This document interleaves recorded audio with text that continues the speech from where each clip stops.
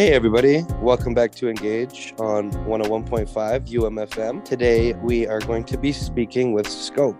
It's going to be a really exciting conversation. We're happy to have them on. Yeah, Sscope is a nonprofit registered charity. They provide housing, employment, volunteer opportunities for people who are living with mental illness through environmentally friendly social enterprise ventures. They are self-starting creative opportunities for people in employment. So I guess without further ado, you guys can go ahead and introduce yourselves and a little bit about your role at Sscope.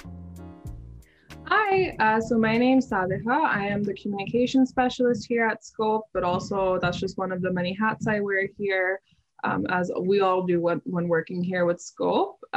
My role basically entails all the communications and emails and basically anything Angela here needs me to do. I'm Angela McCoggan. I'm the executive director here at Sscope, and Salia basically helps me to run my life.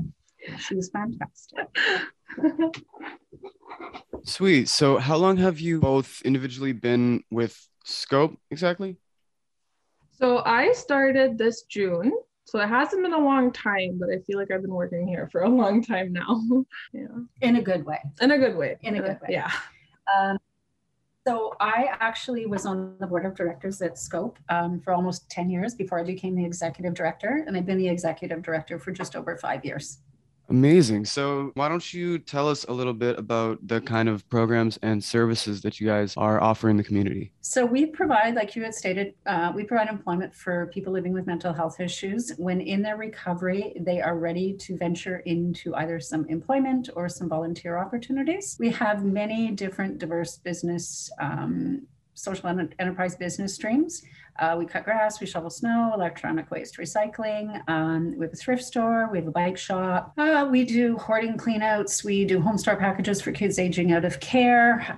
We move people. We basically do anything that is good for our clients, good for the community, anything to help people maintain employment, anything that helps the environment. So we're always looking for different niche markets. So some of the markets that we've found over the pandemic are, we have been delivering COVID meals to those who have been having to isolate in residences where they did not have the ability to cook or to store food. So we've been delivering meals every day. So some people that are living in rooming houses or maybe in some hotels that are isolating to help protect the rest of us, or waiting for test results to come back to see if they're positive. We've also started delivering hampers, Manitoba Harvest hampers, to people who are waiting for test results or having to isolate because they have COVID, to people who have the ability to cook or store food.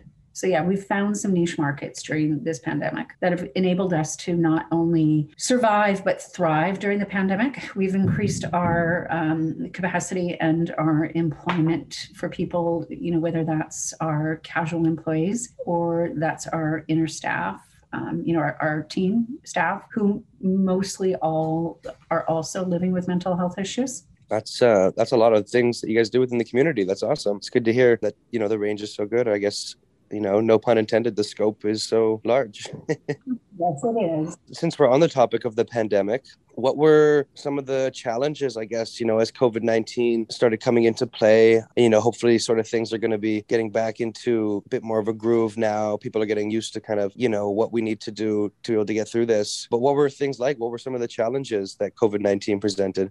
So when we were in our old location and the pandemic got announced and all the doors were closed, right? All of the city of Winnipeg doors were closed. All of provincial doors were closed. The retail store doors were closed. And the population that we deal with are teetering on the edge of homelessness anyway, or are precariously housed. So at our old location on Arlington, we had a thrift store. And I made a decision to turn our thrift store into a 24/7 safe space for the homeless so that they had somewhere to be 24 hours a day. So we cleared everything out of our thrift store. Yes, my staff thought I had kind of lost it temporarily or permanently. We gave away actually everything in the thrift store, and then anything we couldn't give away, we stored in the back. And yeah, we became a 24/7 safe space for those who were most marginalized, living with mental health issues and homeless. So that was one of the things that we started doing. So we continued to do that. And then we really needed more space. And we had recognized even prior to COVID that housing was a really big issue for people living with mental health issues or who are wanting that employment piece, because it's very difficult to be employed when you don't have a home, right? And many people find themselves with unstable housing because of their mental health issue. So we had decided at a higher level to venture into housing. So then we had an opportunity to move into our new location, which is at 865 Main Street, where we had a lot more room for a lot more people. So throughout the pandemic, we have had room for between 46 and 86 people, depending on the time of year. And so we started with only emergency housing, so 24/7 housing for those that needed it. So 3 meals a day, showers, laundry, support tier, computers, phones. And actually during the pandemic, at one point in time in the entire city of Winnipeg, there were 7 computers and 2 phones that were available to the public to use for free. And we had 6 of those computers and 1 of those phones. So that's how difficult it was for people who were homeless during that time. So since we've been here, we've changed from all of our building being a 24/7 safe space to the upstairs is a new social enterprise. So it's a social enterprise model housing. So we have 46 people staying upstairs, and all the rents are it's room, board, and supportive housing, and it's based on employment and income assistance rates. So it's $5.89 a month. It gets you all your meals, your showers, your toiletries, computers, phones, laundry, pretty much everything. Yeah. So, and the people who live in the housing pretty much work in the housing. Yeah. So they're employed through it. That's amazing. Would you both individually want to touch on what this work actually means to you, just individually speaking? Yeah, of course. I guess I could start with that. So for me, I've always, before even landing on Sscope, I've always wanted to do something where I'm helping someone or anyone and make a difference through that. And I couldn't have gotten a better opportunity. Like coming to Sscope was completely random. It wasn't expected. I remember asking Angela, like, what does this position even mean? And she's like, you're going to make it up and figure it out. And that's exactly what's happened. And I feel like for me, the most valuable part of working here at Sscope is one, getting to know the stories of so many individuals and building those relationships with them. It completely changes the lens through how I view just the world now, even Winnipeg and the individuals here. I think that's very important. And then getting that firsthand experience, I can go back now in my community and educate people on those stories that they often don't encounter or hear. And that also sheds a light for many other people. So for me, it's very important, and it's a fulfilling job to do. I only have great things to say about working here. And for me, mental health has been my life's work. I come from, 4 generations of women who all struggle with mental health issues. I didn't have a struggle with mental health until I actually reached menopause, and nobody told me that mental health was an issue during menopause. So I'm grateful that I did have the struggle with the anxiety and the depression, because as much as I understood it before, I really get it. I feel it now. We deal and interact with the most marginalized of the marginalized. People that are homeless, that are mentally ill, that are dealing with addictions. And we're very low barrier. Actually, we're almost no barrier. The only barrier to staying here is bad behavior. So you can be living with an addiction issue. You could be living with whatever that looks like. It doesn't matter. It's totally irrelevant. What's relevant is that your behavior is appropriate. So yeah, I am just so fortunate that the people that I build relationships allow me to be a part of their life. And it is a completely different perspective on life. And when you see somebody who didn't believe in themselves at all, had completely given up hope, was living on the street, was addicted, had no identification, family had abandoned them, or they lost sight of their family, children are in care, right? There's trauma, there's residential schools. Between 85 and 100% of the people who stay here identify as Indigenous, Métis, or Inuit. We're dealing directly with people who are the descendants or survivors of residential schools. And the fact that they let me in their life is amazing. And to watch them thrive is to watch somebody who, had been there, to watch them all of a sudden be volunteering, and to watch them participating, and to watch them be part of the community. We have people here who came to stay with us because they had nowhere else to stay. Maybe they were, They were the guy. I'm sure you know about, there's the corporate offices on Main Street, the WRHA corporate offices, and in the middle of the two, there's that opening, and that's where people who sniff gas hang out, right? Their own community there. We had a gentleman that came that was doing that, and he came and he used to get beaten up all the time. And he came in here and he was staying with us and he was safe and he wasn't getting beaten up anymore and he wasn't, doing as much of that. And then he really stopped, and he was one of my best volunteers, my absolute best volunteers. And then all of a sudden somebody decided that it would be a good idea for him to go live in independent housing. Well, he did. And he went back to his old ways because he needs that support. Not everybody, the colonial dream of independent housing isn't for everybody. Some people need that supportive housing. So he is actually back here and he's thriving again. Mm-hmm. Those are the stories that make my heart so happy. That's the reason I do what I do. And the impact that they have on my life is phenomenal. And, I used to say to people, how can I help you? I don't say that anymore. I say, you know what? I really need your help. And their eyes light up and they're so excited because all of a sudden they have purpose and they're needed by somebody else, right? They're helped and they're valued. Yeah. It's incredible to hear that you guys have so much passion for the work you do, why you do it. And it speaks a lot to why it's so important to have places like Sscope within the community, just hearing those stories that you just mentioned. So it's good to hear on my part that we have people that are passionate about what they're doing in these positions and that, these organizations continue to do the work that's needed within the community. How can people become more involved in what you guys are doing and what's going on there at Sscope, whether or not they want to access your programming or access some of your resources, or even if they just want to help out? How can people become involved? Well, we're always open to taking volunteers. Like, there's always work here to be done. We also put out calls on social media. If you ever follow our Instagram, Sscope.Inc. But it's awareness. It's just awareness throughout. Yeah. Awareness, right? Donations. We accept all kinds of donations in our thrift store.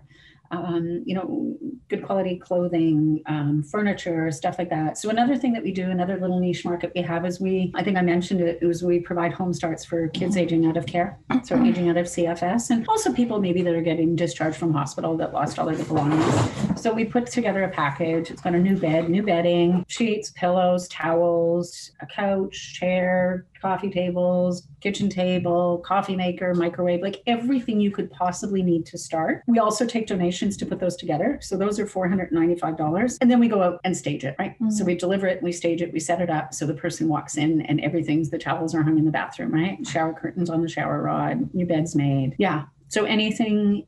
And then I just want to mention that our core business streams, we are self-sufficient by the revenue that our business streams bring in. So we do not look for funding for our core business streams. What we do get funding for is things like we're doing a program for culturally appropriate programming for those Indigenous and Métis Inuit, or anybody else who wants to participate in that, because there's a real disconnect from the generations. When I was talking to a couple of my colleagues yesterday, and they had just finished running a workshop, and it was mentioned that just some of the very, very basic Indigenous, rules, like the 7 sacred teachings, they didn't even, not that they didn't know what the 7 sacred teachings were, they didn't even know of them.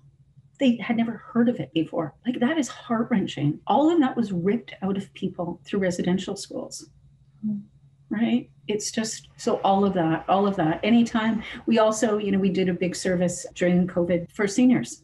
So we got some funding through a New Horizons for Seniors program so that they wouldn't be so alienated, right? So that we could, keep them in the loop. It was very difficult on people who were already isolated. So yeah, but I come from a business background. So to me, it has to make sense from a business standpoint. And the only difference between, a regular for-profit business and us is our profits go right back into our members. Mm-hmm. Yeah. And as well, like in regards of like how I think even universities, because I see that this is a podcast, so I'm assuming university students listen.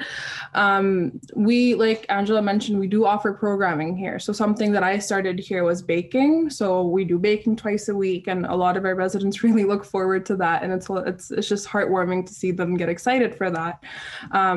So even if anyone's interested in maybe leading like an art related workshop, or even like guiding some of us here and volunteering their time, that would be something that we would appreciate. Otherwise, like donations for clothes or shoes, like all those things go towards to people who need them directly. Like we even do outreach where we hand them out if we see anyone. So whatever is given to us, it gets to the right place for sure within, fast, because things are always needed.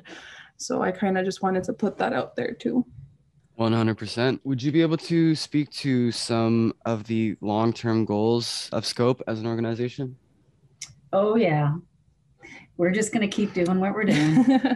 And we're going to do it here, and we're going to do it again, and we're going to do it again, and we're going to do it again.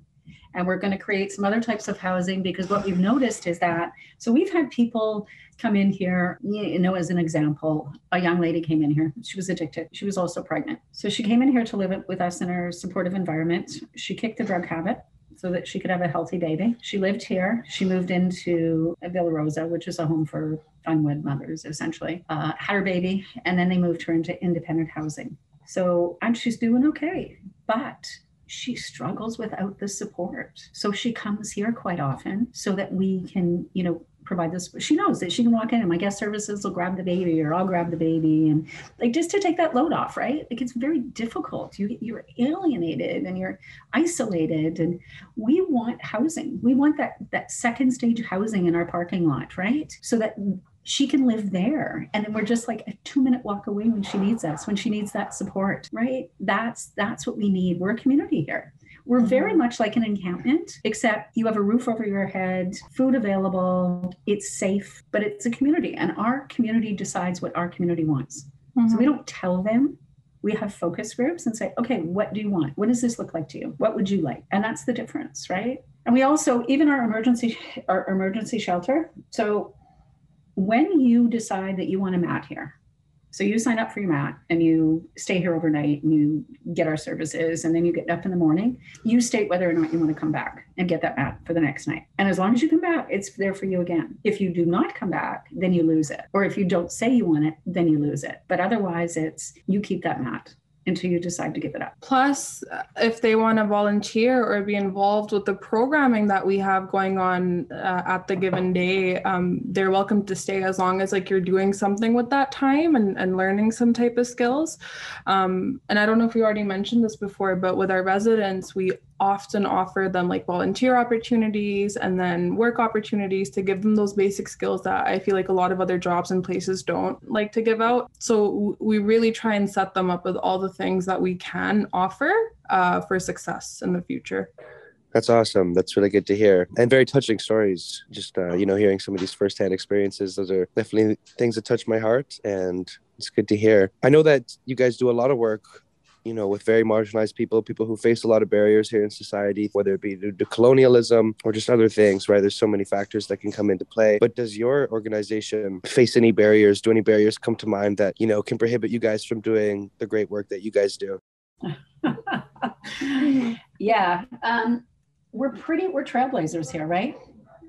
We're doing some things that other people aren't doing. And that sometimes is difficult because people don't understand what we do works. I've proven it works. We've all proven it works.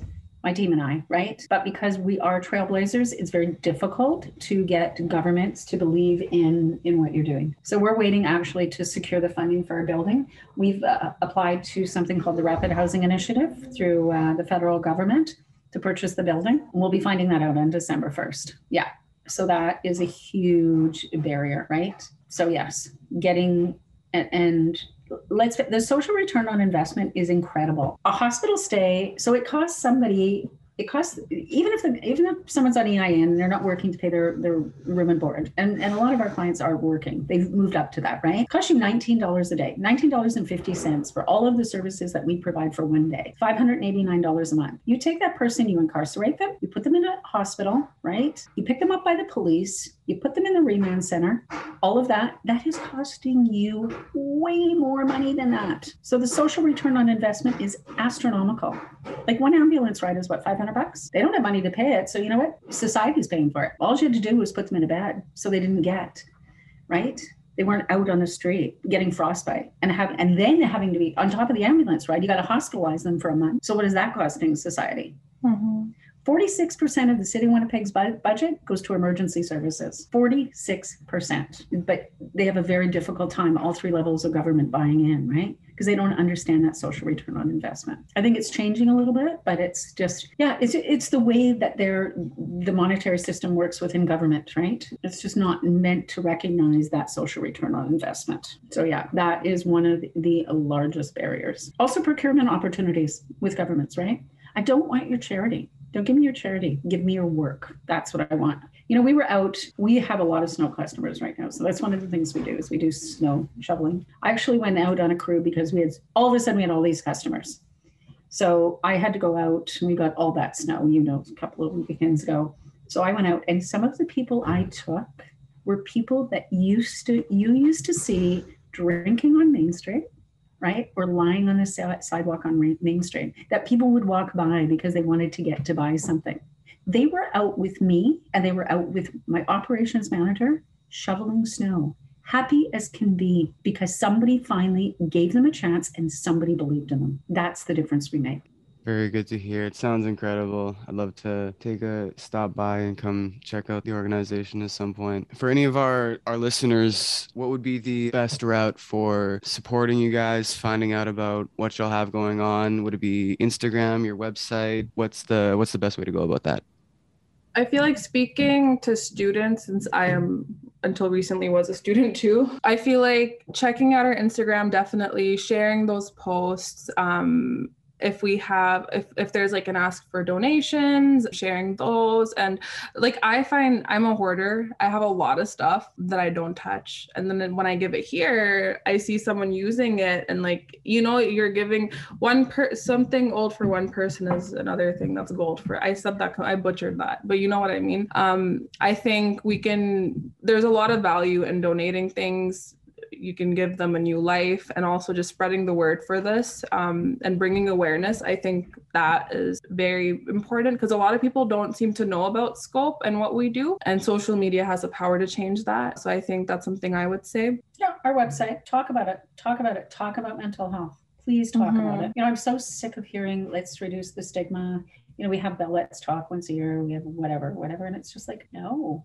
Nobody's really, it's your generation and I'm counting on. It's yours that I'm counting on to stop the stigma, to stop people from crossing the street because they see somebody who's got a mental health issue, right? Please talk about it. Talk about it. And also like it doesn't hurt to just say hello and also talk to them. Just a smile, just anything small, make those relationships with people that you see there often. It's worth it. You'll get to know a life story of someone and it will blow your mind. I think that's very important. Just viewing people as human as well, regardless of how they may seem or how they may look. Because at the end of the day, we're all the same. Amen to that. So to all of our listeners, please go and follow their social media, go to their website, of course, get out in person, do the things that they're talking about. And yeah, they could for sure use your help just because of the amount of work that they do in the community. I think the more people that are involved, the more that we can do and we can all, kind of get on the same page. I think it's better. Before we wrap up here, are there any events or specific things that you guys wanted to plug in quickly? Yeah, we actually have we even named it yet? We've got 4 events coming up. They start on Friday, December the 1st. They're every Friday, and it's all about food, music, art, mental health. Some of it's done outside, some of it's done inside. So yes, that's one of our events coming up. We also we're doing a toy drive for our community. So a lot of the people in our community have children in care and they're working on reconciliation with them, reunification. So we're making sure that all of them have something to give their children. So, toys, new clothing, whatever that looks like. So kids anywhere from newborns to 17 years old. So we're doing that. And these are people who don't have access to the cheer board. right? They're so marginalized that they wouldn't even know what that is. So yeah, those are a few of the events that we've got going on. So yeah, please look on our social media, check out our website. All that'll be coming out very, very soon. All right. Yeah, definitely everyone listening, pay attention to Scope. Go see what they're doing. Go give them a follow on Instagram. Before we wrap up here, something we'd like to ask our guests, being that we air on UMFM, is if you would like to pick what song would play following the interview. Yeah, Bob Cajun, Tragically Hip. All right. Oh, that was quick. Sounds good. So we'll get that set up. Thank you both so much for taking the time out of your afternoon to come and speak to us today. This has been a pleasure. Of course, thank you. Yeah, thanks for the opportunity. Really appreciate it. Of course, anytime. And we'll both for sure find some time to come down and visit. So it's been incredible. This has been Engage on UMFM 101.5. We were just speaking with the organization Scope. We hope you enjoyed the episode, and we'll see you next week. Bye.